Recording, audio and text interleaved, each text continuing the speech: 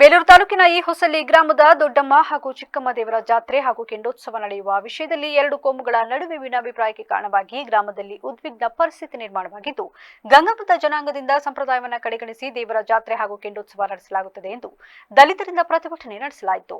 ಪ್ರತಿ ವರ್ಷದಂತೆ ಮಾರ್ಚ್ ತಿಂಗಳ ಮೊದಲ ವಾರದಲ್ಲಿ ಗ್ರಾಮ ದೇವತೆಗಳ ಜಾತ್ರೋತ್ಸವ ನಡೆಯುತ್ತಿತ್ತು. ದಲಿತರು ಕೆಂಡೋತ್ಸವ ಆಚರಣೆ ಮಾಡಿದರೆ ಗಂಗಾಮತ ಜನಾಂಗದಿಂದ ಸಿಡಿ ಉತ್ಸವ ಆಚರಿಸುವುದು ವಾಡಿಕೆಯಾಗಿತ್ತು.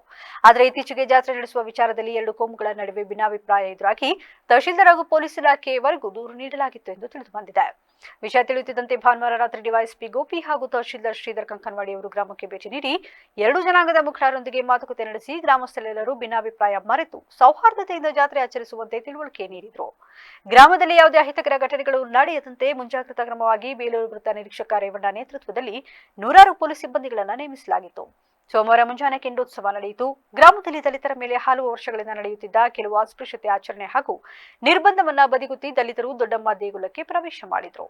ಜಾತ್ರೆ ಹಾಗೂ ದೇವರ ಉತ್ಸವದಿಂದ ಸಂಭ್ರಮದಲ್ಲಿ ಇರಬೇಕಿದ್ದ ಗ್ರಾಮ ಇಂದು ಜಾತಿ ಬೇಗುದಿಗೆ ಸಿಲುಕಿ ಸಂಪ್ರದಾಯವನ್ನ ಬುಡಮೇಲು ಮಾಡಲು ಹೊರಟಿರುವ ಪರಿಣಾಮ ಗ್ರಾಮದಲ್ಲಿ ಬಿಗುವಿನ ವಾತಾವರಣ ಸೃಷ್ಟಿಯಾಗಿದ್ದು, ಪ್ರಜ್ಞಾವಂತ ನಾಗರಿಕರ ಸಮಾಜ ಇಂತಹ ಕಟ್ಟುಪಾಡುಗಳನ್ನು ಬದಿಗುತ್ತಿ ಸೌಹಾರ್ದತೆ ಕಾಪಾಡುವಂತೆ ಬುದ್ಧಿಜೀವಿಗಳು ಒತ್ತಾಯಿಸಿದ್ದಾರೆ.